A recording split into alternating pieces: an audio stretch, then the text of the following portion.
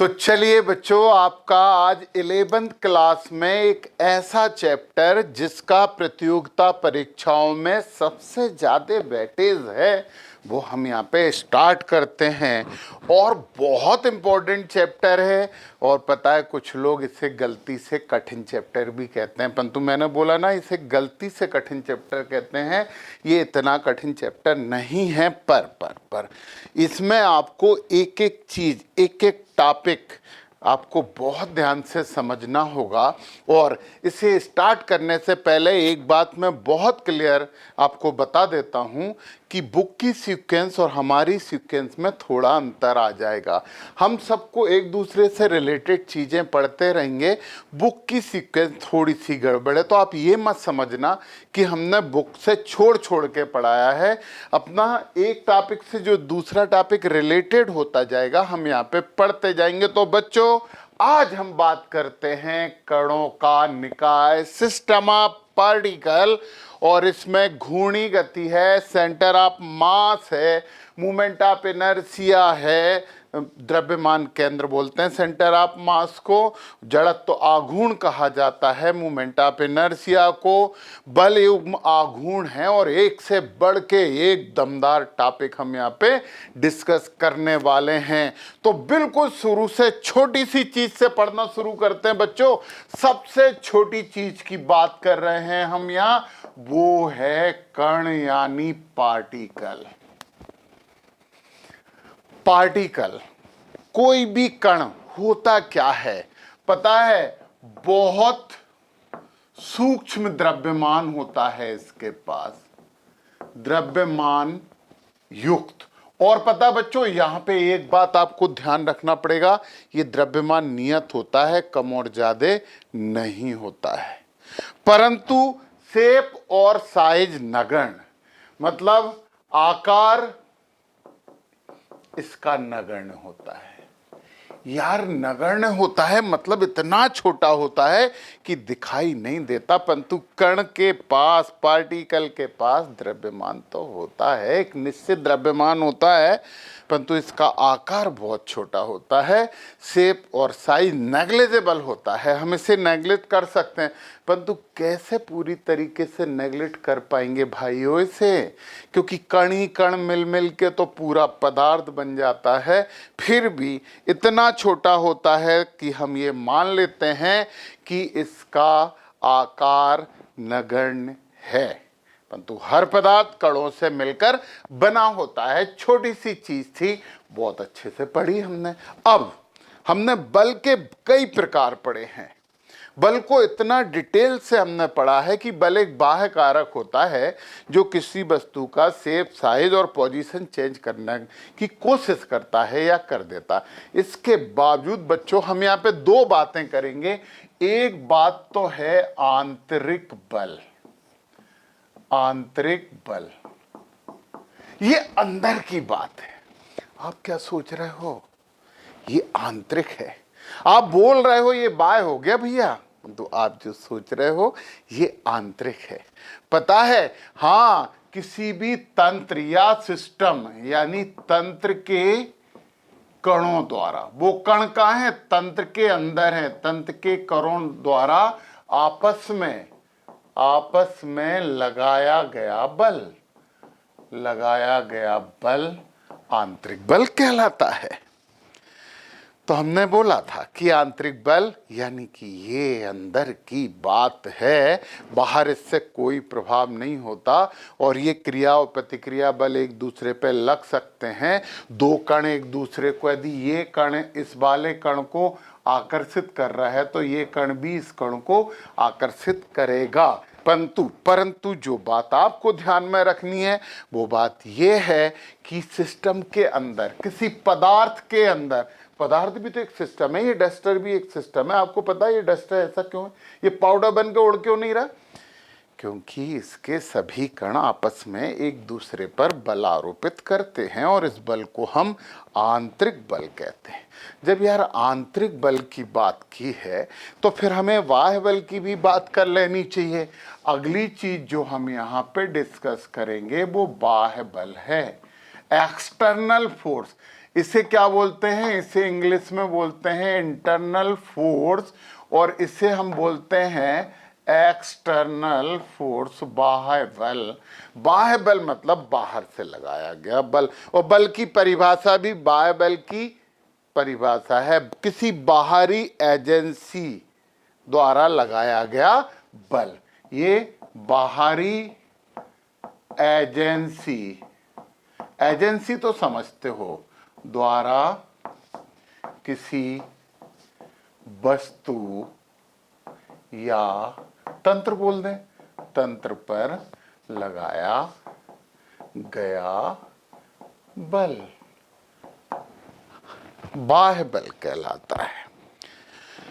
Particle की बात किए ना, निकाय, कणों का निकाय, तो सबसे पहले कण समझना पड़ेगा ना, तो कण की बात करते हैं हम यहाँ पे। और अब हम यहाँ पे बात करते हैं अगली, मजेदार चैप्टर है, एक एक चीज एक एक बात पढ़ते जाओगे तो मजा आता जाएगा। चलिए मजे से पढ़ते हैं। अगली चीज हम ऐसी लिखते हैं, दृढ़ वस्तु। पता है इसे वो दृढ़ ऐसे भी लिखते हैं ना, दृढ़ पिंड। और पता सबसे अच्छा ये है, इसे रिजिड बॉडी कहते हैं। दृढ़ वस्तु ये ऐसे ही बनाते हैं अधिकतर, दृढ़ पिंड, दृढ़ वस्तु, रिजिड बॉडी।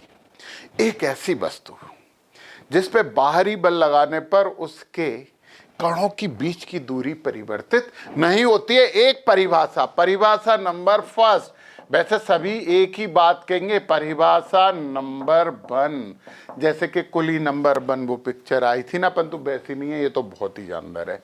कि ऐसी वस्तु, यहां पे क्या बोलेंगे, ऐसी वस्तु जिस पर बाह्य बल लगाने पर, ऐसे लिखेंगे, बाह्य बल लगाने पर उसके कणों की, क्योंकि कोई भी वस्तु कणों से तो मिलकर बनती है, कणों के बीच की दूरी नियत रहती है। कांस्टेंट बोलते हैं बच्चों इसे इंग्लिश में, नियत रहती है। ये परिभाषा नंबर 1। ये ही बात अपन दूसरे शब्दों में बोल देते हैं, इसे हम बोलेंगे परिभाषा नंबर 2। किसी भी परिस्थिति में, यस, परिस्थिति में वस्तु के कणों के बीच की दूरी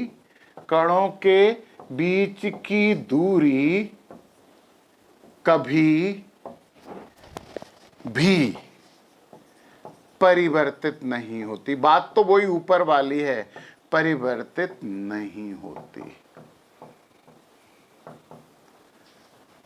तो वह वस्तु दृढ़ वस्तु कहलाती है। तो वह वस्तु दृढ़ वस्तु कहलाती है, तो कहलाने दो।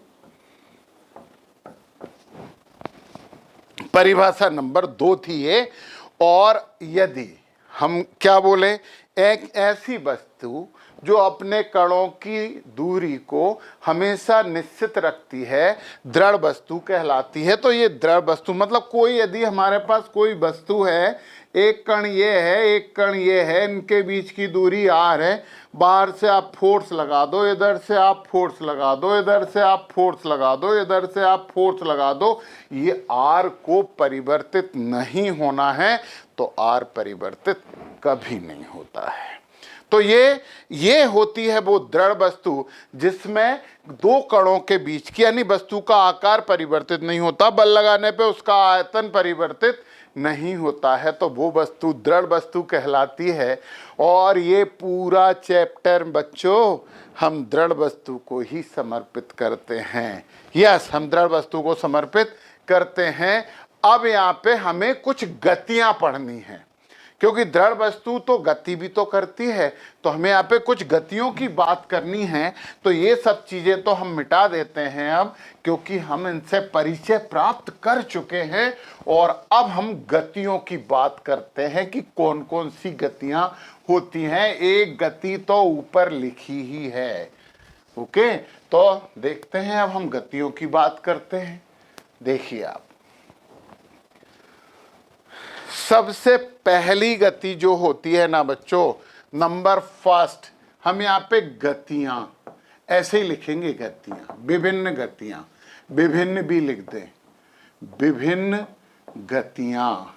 तो सबसे पहले हम जिस गति की बात कर रहे हैं वो गति है नंबर फर्स्ट, स्थानांतरणीय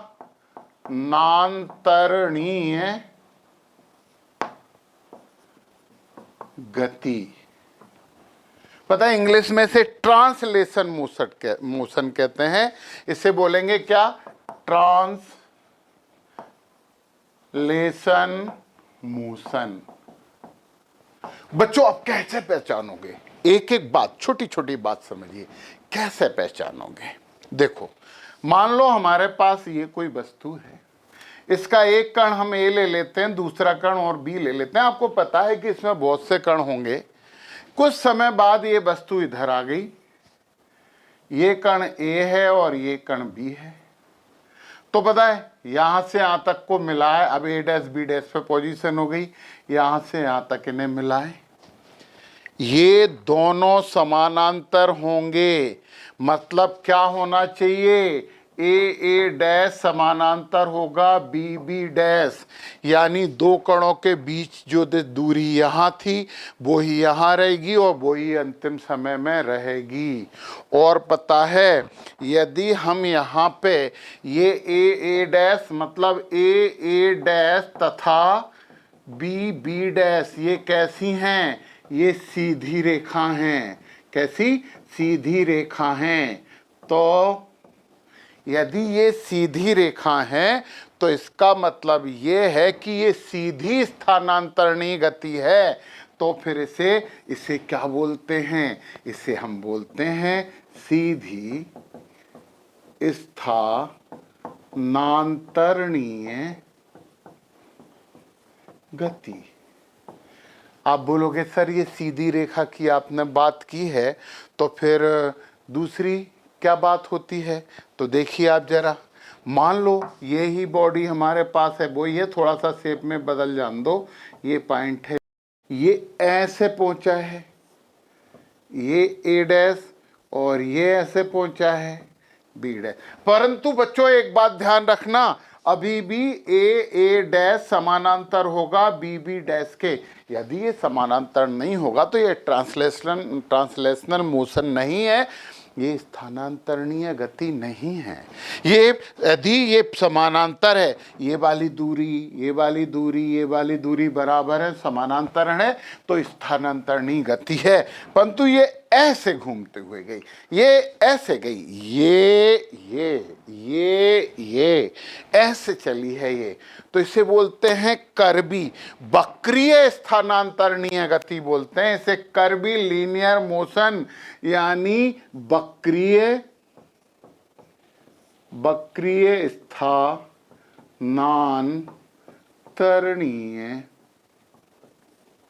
गति। ये पहली गति थी जो स्थानांतरणीय गति कहलाती है। अब बच्चों यहाँ पे दूसरी गति जो कि ऊपर भी लिखा हुआ है, इस चैप्टर की आइडेंटिटी है, वो दूसरी गति तो इस पूरे चैप्टर की पहचान है। तो हमने पहली पढ़ ली है, अब हम दूसरी बात कर रहे हैं। दूसरी समझिए, फिर हम यहाँ पे आगे बढ़ने वाले हैं।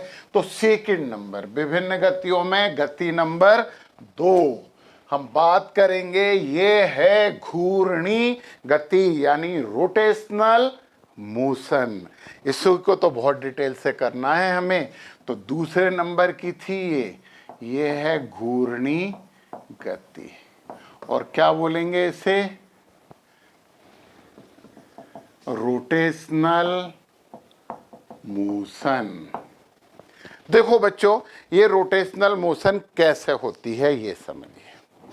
वो ही वस्तु है, ये है वो वस्तु, इसका एक पॉइंट हमने कहीं पे फिक्स कर दिया, केंद्रित कर दिया, कीलित कर दिया, पाइवेटेड कर दिया, और अब ये ही वस्तु ये यहां से यहां आ गई ऐसे। ये पॉइंट की स्थिति चेंज नहीं हो रही है, ध्यान दीजिए आप ये बात। किसी बिंदु के सापेक्ष, मतलब पहले एक पॉइंट ए यहां था और दूसरा पॉइंट बी यहां था, अब एक पॉइंट ए डैश यहां हो गया, दूसरा पॉइंट बी डैश यहां हो गया। अच्छा, यहां पे भी अभी एक इंपॉर्टेंट बात आपको बताएं कि यदि हम सीधे सीधे मिलाएंगे तो यहाँ पे भी समानांतर रेखाएं मिलती हैं और भी घूम जाएगी, तो पता है ये कुछ इस तरफ से आ जाएगी, ये पॉइंट ए डैश इधर आ गया और ये पॉइंट ये डैश इधर आ गया। मतलब सीधी सी बात है, देख लो आपको समझ में आ जाएगी। ये पॉइंट फिक्स है, ये जो कर रही है ये घूर्णी गति कर रही है। गाड़ी का पहिया घूमता है तो घूर्णी गति होती है। तो घूर्णी गति की बात कर रहे हैं, रोटेशनल मोशन की बात कर रहे हैं। झूला झूले हैं किसी मेला वेला में, वो पूरा घूमता है, वो जाइंट व्हील और ये सब चीज़ें क्या होती हैं, ये सब घूर्णी गति कर रहे होते हैं, रोटेशनल मोशन कर रहे होते हैं। और बच्चों ये देखो आप, ये यहाँ पे ऐसे घूम रही है तो इसे घूर्णी गति ही कहते हैं। तो ये घूर्णी गति होती है। अच्छा, एक बात और बता दें कि जैसे पहिया घूमता है तो वो एक्सेल पे घूमता है ना, उस अक्ष पे घूमता है, उसके केंद्र पे घूमता है पहिया, तो वो चारों तरफ घूमता रहता है, तो उसे घूर्णी गति कहते हैं। तो कुछ इस तरह से ये रोटेशनल मोशन होती है। पता है, बहुत इंपॉर्टेंट बात है इसमें, हम यहाँ पे घूर्णी गति के संबंध में कुछ तथ्य की बात कर रहे हैं। देखो बच्चों, ये इसे एक बार और घुमा दो, आप बोलोगे सर गुदागादी हो गई, ये कण यहाँ पे आ गया, ये वाला कण ए इधर था, ये ए डैश, ये डबल डैश, ये बी डबल डैश, ये बी डैश और ये बी आ गया। देखो देखो देखो, ये मकड़ी के जाले जैसा चित्र बन गया है, परंतु ध्यान से देखो, इससे बहुत फायदा होने वाला है। हम पढ़ने वाले हैं घूर्णी गति के संबंध में कुछ तथ्य, और तथ्य किसके लिए? तथ्य हम बात कर रहे हैं घूर्णी गति के लिए। अब आप ध्यान से सुनिए, ये बात बहुत इंपॉर्टेंट है। जब कोई दृढ़ वस्तु घूर्णी गति करती है तो उसके सभी कण वृत्तीय गति करते हैं। देखो ना, ये कण तो यहाँ पे ये बी बना दिया हमने, ये डैश है, ये कण तो वृत्तीय गति कर रहा है। यार इसको गुदागादी को हटा दो जरा, हम तो यहाँ पे एक ऐसा बना लेते हैं। देखो देखो, बिल्कुल समझ में आएगा आपको। ये है, ये इसने गति की, दूसरी स्थिति में घूम के यहाँ आ गया। देखो यहाँ पे पहले वाले का ए इधर था, दूसरा ए इधर आ गया। अब ये घूम के जाएगा तो ये पूरा ऐसा घूमता रहेगा। और ये सुनो हम आपको बता भी देते हैं यार, 1 मिनट में देख लो, हमारे पास कोई सी किताब रखी हुई है, ये इस पे लिखा ना पेज नंबर 16। देखो जब हम इसे ऐसे पूरी घुमा रहे हैं तो ये घूर्णी गति हो रही है, तो जो पेज नंबर 16 ऐसा घूमा है पूरा। मतलब जब घूर्णी गति करती है कोई वस्तु, पहला पॉइंट है कि घूर्णी गति करती हुई वस्तु के सभी कण वृत्तीय गति करते हैं। घूर्णी गति करती हुई वस्तु के सभी कण वृत्तीय गति करते हैं। अपन थोड़ा सा इधर ये डायग्राम बना लें कि हमारे पास ये है कोई वस्तु जो घूर्णी गति कर रही है, तो इसके जो कण है ना, ये पूरा घूमेगी वस्तु, तो इसके ये कण हैं, तो ये कण पूरे टाइम क्या करेगा, वृत्तीय गति करेगा। ये पाइवोटेड पॉइंट है, तो ये कण भी वृत्तीय गति करेगा, ये कण भी वृत्तीय गति करेगा, क्योंकि ये वस्तु यहाँ से ऐसी घूम रही है, देखो ना, ये ऐसी। तो हर कण गति करते, परंतु परंतु परंतु परंतु यहाँ पे आप देखिए सबकी परिधि अलग है। ये पाइवोटेड पॉइंट है 0, यहाँ पे ये R, यहाँ पे R1, यहाँ पे R2। सभी कणों की त्रिज्याएं अलग अलग होती हैं, यानी क्या हो रहा है, वृत्तीय गति करते हुए सभी कणों की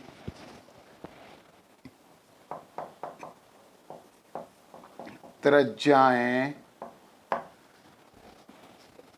अलग अलग होती हैं।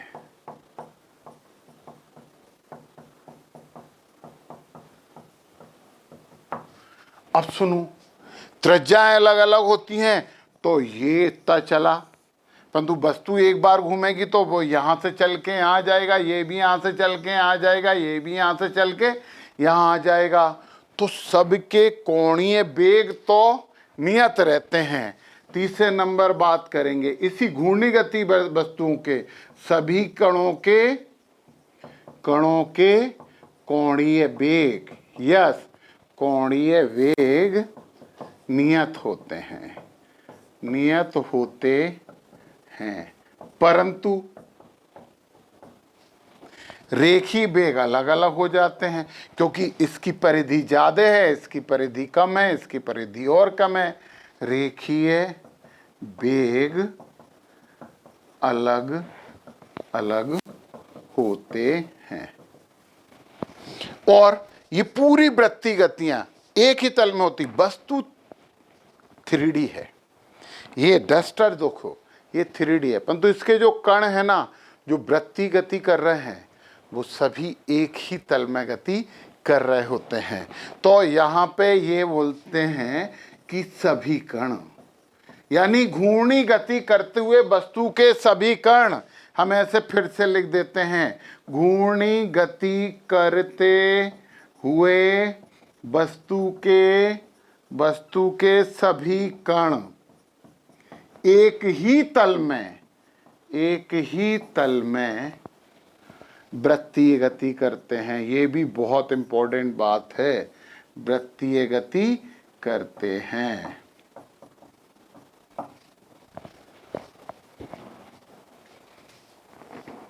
तो ये हमारी रोटेशनल मोशन की बात हो गई, जिसे कि हम यहाँ पे आगे बहुत डिटेल में पढ़ने वाले हैं। अभी तो हम परिचय प्राप्त कर रहे हैं और एक सीक्वेंस में सभी चीज़ों में हम आगे बच्चों बढ़ते चले जाएंगे। तो इसका आपको यदि स्क्रीनशॉट लेना हो तो ले लो, ओके। अब हम यहाँ पे बात करेंगे, इसे तो मिटा देते हैं। एक और गति होती है समतल में गति। अब देखो ना, सड़क पे वो पहिया घूम रहा है, तो सड़क तो एक समतल पे है और वो पहिया घूम रहा है, तो समतल में वो दो काम भी कर रहा है, घूर्णी गति भी कर रहा है और समतल में भी गति कर रहा है। तो ये दोनों गतियां होती हैं, समतल गति में दोनों गति आ जाती है। जैसे हम यहाँ पे बोल देंगे ना, समतलीय गति, समतलीय गति। और सही बात तो यह है कि समतलीय गति में हम लिख सकते हैं स्थानांतरणीय, हम समझाएंगे अभी तुम्हें, स्थानांतरणीय गति प्लस घूर्णी गति, यानी रोटेशनल। देखो ये है आपका वो सड़क, ये सड़क पे एक पहिया है, ये घूम रहा है, ये पॉइंट है ए। थोड़ी देर बाद बच्चों ये पॉइंट ए यहाँ आ गया, क्योंकि यहाँ घूमा था, तो यहाँ से लेके अब वो एक पॉइंट ये यहाँ आ गया और ये सड़क पे आगे भी बढ़ी। तो ये तो रेखीय गति हो गई और ये घूर्णी गति हो गई, दोनों मिल गई, तो इसे स्थानांतरणीय गति हम कह देते हैं। अब हम यहाँ पे इसके एक बहुत महत्वपूर्ण टॉपिक पे आते हैं, परंतु उससे पहले यार उससे पहले आप कोणीय बेग के कुछ समीकरण भी हम यहीं पे पढ़ लें। आपकी बुक में बहुत आगे हैं, परंतु यार हमें अभी पढ़ लेना चाहिए कोणीय बेग के समीकरण। कोणीय बेग क्या होता है पता है आपको? एक बिंदु के चारों तरफ जब कोई वस्तु गति करती है उसे वृत्तीय गति कहते हैं, इसी को कोणीय गति भी कहते हैं। हम आपको बता देते हैं, ये है कोई वस्तु, ये एक्स अक्ष है और ये वाई अक्ष है, यहाँ पे वो शुरू होके यहाँ चली गई, तो ये कोणीय विस्थापन हो गया थीटा, ये थीटा में समय में यहाँ गई थी, इसे ओमेगा कहते हैं। Omega is equal to theta upon T होता है कोणीय बेग। अब आपको रेखीय बेग में न्यूटन भैया ने 3 समीकरण बताए थे, वो तीनों समीकरण की हम बात करें, v is equal to U plus A T, और फिर s is equal to U T plus half A T square, और तीसरा है v square is equal to U square plus 2as। ये 3 हैं, ये 3 समीकरण रेखीय गति के समीकरण हैं, और सीधी रेखा में मोशन इन वन डायमेंशन एक विमीय गति के समीकरण हैं। जब हम कोणीय बेग के बात करते हैं तो यहाँ पे हम लिखते हैं, बहुत ध्यान से समझना, ये आगे जरूरत पड़ेगी, कोणीय बेग के समीकरण, कोणीय बेग के समीकरण। देखो बच्चों, इसका पहला समीकरण होता है, जैसे v is equal to U plus A T होता है ना, तो omega is equal to omega naught plus alpha T. अंतिम कोणीय बेग, प्रारंभिक कोणीय बेग और कोणीय त्वरण और समय, ये सब हम बोल के लिख देंगे, अभी के अभी लिख देंगे। चलो हम लिख देते हैं, ओमेगा बराबर क्या होगा, अंतिम कोणीय बेग, ओमेगा नॉट बराबर क्या होगा, प्रारंभिक कोणीय बेग, ओके, और अल्फा बराबर क्या हो जाएगा, कोणीय त्वरण। कोणीय बेग परिवर्तन की दर को कोणीय त्वरण कहते हैं, सामान्य बेग परिवर्तन दर को रेखीय त्वरण कहते हैं। Rate of change in velocity वो लीनियर एक्सेलरेशन होता है, रेखीय होता है। दूसरा इक्वेशन यहाँ पे हम लिखेंगे, equation number 2, theta is equal to omega naught T plus half alpha T square. Theta विस्थापन, कोणीय विस्थापन, एस था विस्थापन, और यहाँ पे जो थीटा आ गया है ना, उससे हम कोणीय विस्थापन कहते हैं, तो हम थीटा भी लिख देते हैं यहाँ पे। क्या हो गया, ये थीटा बराबर ये हो गया कोणीय विस्थापन। यस, कोणीय विस्थापन थीटा हो गया, बाकी चीजें तो आपको पता है। और तीसरा जो इक्वेशन होता है वो होता है omega square is equal to omega naught square plus 2 alpha theta. ये वी स्क्वायर यानी ओमेगा स्क्वायर, भी ना यू स्क्वायर मतलब omega naught square 2 alpha into theta, ये इसका तीसरा इक्वेशन हो जाता है। अब बच्चों हम यहाँ पे इन्हें सिद्ध भी कर देते हैं। सिद्ध कर लें, क्या बिगड़ेगा, अच्छा लगेगा, कुछ अच्छे तरीके आपको आ जाएंगे। हालांकि सिद्ध करना किसी बोर्ड में तो नहीं पूछेंगे, परंतु आपकी नॉलेज तो ये बढ़ा देगा। ध्यान से देखिए आप, अब हम इसे सिद्ध कर रहे हैं, प्रूफ कर रहे हैं, सिद्ध करते हैं। सबसे पहला equation, omega is equal to omega naught plus alpha T. आपको पता है कि त्वरण क्या होता है, कोणीय त्वरण। हमें मालूम है कि कोणीय त्वरण, इसीलिए तो सिद्ध कर रहे हैं, ये समझ में आ जाएगा। कोणीय त्वरण कोणीय बेग परिवर्तन की दर होता है। एक बात ध्यान रखना, कोणीय त्वरण की बात कर रहे हैं, अभिकेंद्री त्वरण नहीं है, ये कोणीय त्वरण है। ये अभिकेंद्री त्वरण अलग चीज होती है। तो देखो, मतलब alpha is equal to D omega upon d t, तो alpha into d T is equal to हो जाएगा डी ओमेगा, और इसका आप कर दीजिए समाकलन। यदि आप इसका समाकलन करते हैं तो अल्फा डी टी 0 से लेकर टी समय तक समाकलन करेंगे तो लिमिट हमें देनी पड़ेगी 0 से लेकर 2 समय तक, और डी ओमेगा का होगा तो कहाँ से शुरू करेंगे, ओमेगा नॉट से ओमेगा तक, प्रारंभिक कोणीय वेग से अंतिम कोणीय वेग तक। देखिए यहाँ करें, अल्फा तो बाहर हो गया, डी टी का इंटीग्रेशन यदि हम करेंगे तो टी आ जाएगा, लिमिट लगा दो 0 से T is equal to D omega का करेंगे तो ओमेगा हो जाएगा, ये ओमेगा हो गया, और यहाँ पे ओमेगा नॉट और ये ओमेगा हो गया।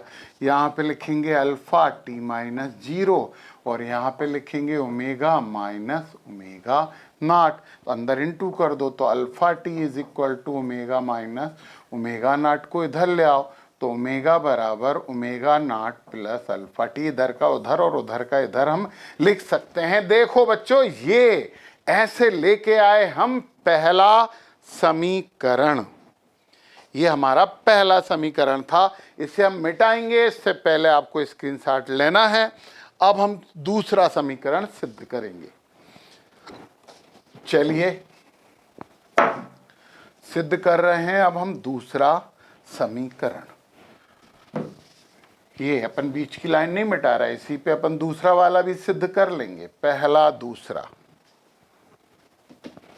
देखिए दूसरा क्या है, सिद्ध करना है थीटा बराबर omega naught T plus 1 alpha T square, ये हमें सिद्ध करना है। अच्छा, हमें ये मालूम है कि ओमेगा इज इक्वल टू क्या होता है, तुम्हें भी पता है, वी नो दैट, क्या, ओमेगा बराबर D theta upon d T, कोणीय वेग परिवर्तन की दर। यहाँ पे ओमेगा बराबर D theta upon d T, हाँ इसमें परिवर्तन लिख सकते हैं ना, तो D theta upon d T, और टी टेंस टू 0, ये छोटे समय के लिए करते हैं तो हम डिफ्रेंसिएशन कर लेते हैं, बड़ा समय होता तो del theta upon del T लिख देते। तो अब इसे क्या लिखें, इसे हम लिख सकते हैं omega D T is equal to D theta. Okay, omega की जगह हमारे पास मान है, चलो ओमेगा की जगह मान लिखेंगे, थोड़ा सा इधर ऐसे लिख दें, डी थीटा बराबर ओमेगा डी टी, और इसका समाकलन कर दो, इंटीग्रेशन कर दो, समाकलन हिंदी में बोलते हैं यार, यह हिंदी अच्छी भाषा है, हमारी मातृभाषा है। तो इससे हमने डी थीटा का हमने इसको इंटीग्रेशन कर दिया 0 से थीटा तक, और सामने डी टी का लगाना ओमेगा डी टी, ये अपन यहाँ पे 0 से टी तक ही लगाएंगे। चलो एक बार ऐसे ही लिखा रहने दो जरा, 0 से थीटा डी थीटा, और ओमेगा की जगह अपन ये लिख सकते हैं यहाँ पे, तो ओमेगा की जगह हमने लिख दिया, पहले इंटीग्रेशन का साइन कौन बनाएगा, सर हम बनाएंगे ना, ओमेगा की जगह लिख दिया omega naught plus alpha T और डी टी, इस ओमेगा की जगह हमने लिखा omega naught plus alpha T, जो कि यहाँ लिखा है, तो ये हमने यहाँ पे नोट कर दिया है, लिख दिया है। अब थोड़ा डी थीटा का तो थीटा कर दो, ये आपकी लिमिट हो गई 0 से थीटा, या इसका अलग होगा और इसका इसके सापेक्ष में अलग होगा, तो ये दो हो जाएंगे, 0 से टी ओमेगा नॉट, ये प्लस है, डी टी प्लस लगेगा अल्फा टी 0 से टी, और डी टी हो जाएगा। ऐसे ही होता है, समाकलन का वीडियो देख लो, आपके पास है, उपलब्ध है। ये हो जाएगा थीटा माइनस 0, ओमेगा नॉट बाहर हो गया, डी टी का किया तो टी आया 0 से टी, प्लस अल्फा बाहर हो गया, टी का किया तो टी स्क्वायर बाई 2 आया 0 से टी।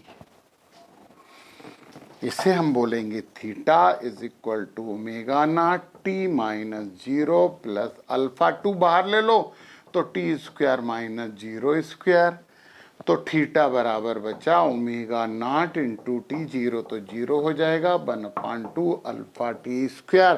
हो देखो, तो ये हमारा इक्वेशन नंबर 2 है, ये हमने यहाँ पे प्रूफ कर लिया है। तो बच्चों ये इक्वेशन नंबर 2 था, दूसरा था, जिससे कि आपने समझ लिया है ड्राइव कैसे होता है, ये बात भी आप समझ चुके हो। अब हम यहाँ पे इसे मिटाते हैं, और इसे मिटा के हम करते हैं इक्वेशन नंबर 3। चलिए अब हम इक्वेशन नंबर 3 की बात करते हैं। इसे तो मिटाओ। सिद्ध सिद्ध कैसे मिटाएंगे? सिद्ध तो करना ही है हमें। बिना सिद्ध किए हुए काम होता है क्या? नहीं होता। तो इसे सिद्ध करना है।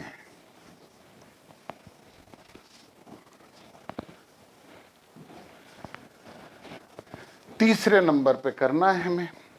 तो तीसरे नंबर का यदि हम सिद्ध करेंगे, सिद्ध पूरा कर दो। क्या करना है हमें? तीसरा, omega square is equal to omega naught square plus 2 alpha theta. क्या बच्चों आपको ये पता नहीं है? बी नो दैट कर दें हम, क्योंकि आप भी जानते हो और हम भी जानते हैं ये बात कि alpha is equal to D theta upon D T होती है। ये हम दोनों जानते हैं बच्चों, है ना? हाँ। तो alpha is equal to, sorry देखो अपन दोनों गलत जानते हैं क्या? नहीं, हम सही जानते हैं। Alpha is equal to D omega upon D T होती है। ओके, पता है हम क्या लिख सकते हैं? हम लिख सकते हैं alpha is equal to D omega upon D theta. देखो जरा समझना, into d theta upon D t लिख सकते हैं यार। डी थीटा से डी थीटा कैंसिल हो जाएगा, d omega upon D t बचेगा। Chain rule, chain rule, successive differentiation. और आपको पता है यार कि d theta upon D t बराबर तो आपका ओमेगा होता है, कोणीय बेग परिवर्तन की दर। तो इसे ओमेगा लिख दो। तो alpha is equal to D omega upon D theta into omega. अब हम क्या लिख सकते हैं इसे? Alpha is equal to, D theta को इधर ले आओ ना, तो अपन जबरन क्यों एक स्टेप बढ़ाएं। Alpha D theta is equal to omega D omega. अब हम इसका इंटीग्रेशन कर दें, समाकलन। ये हो गया अल्फा डी थीटा, थीटा की लिमिट लगाइए 0 से theta is equal to omega D omega हो गया। ओमेगा की लिमिट लगाइए ओमेगा नॉट से ओमेगा। जिसके सापेक्ष हम अवकलन या समाकलन करते हैं उसी की लिमिट लगती हैं बच्चों। यस, उसी की लिमिट लगती हैं। तो अल्फा तो बाहर हो जाएगा, डी थीटा का थीटा हो जाएगा, तो ये 0 से थीटा हो गया। इसका हो जाएगा ओमेगा स्क्वायर बाई 2 और यहाँ लिमिट हो गई ओमेगा नॉट से ओमेगा। ये दूसरी लिमिट हो गई। और बच्चों हम इसे क्या लिख सकते हैं? तो अल्फा थीटा -0 बराबर, इसे अपन 1/2 करेंगे और यहाँ पे हम लिखेंगे omega square minus omega naught square. पहले अपर लिमिट माइनस करके लोअर लिमिट। तो ये हो जाएगा अल्फा थीटा, 2 भी इधर ले आओ ना तो 2 अल्फा थीटा हो जाएगा। ये हो जाएगा omega square minus omega naught square. Omega naught square को इधर ले आओ तो ये हो जाएगा omega naught square plus 2 alpha theta is equal to omega square, या omega square is equal to omega naught square plus 2 alpha theta. ये थे हमारे तीसरे इक्वेशन महाराज, जो कि हमने यहाँ पे सिद्ध कर दिया है। तो हमने यहाँ पे तीनों समीकरण सिद्ध कर दिए हैं। और आप देखिए कि हमने यहाँ कण के बारे में जानकारी ली, यानी एक छोटे से छोटा होता है, इसका द्रव्यमान कम होता है पर होता है, नियत होता है। आकार तो नेग्लिजिबल होता है, नगण्य होता है। विभिन्न गतियों की भी हमने बात की। और चलिए अब हम आगे बढ़ेंगे।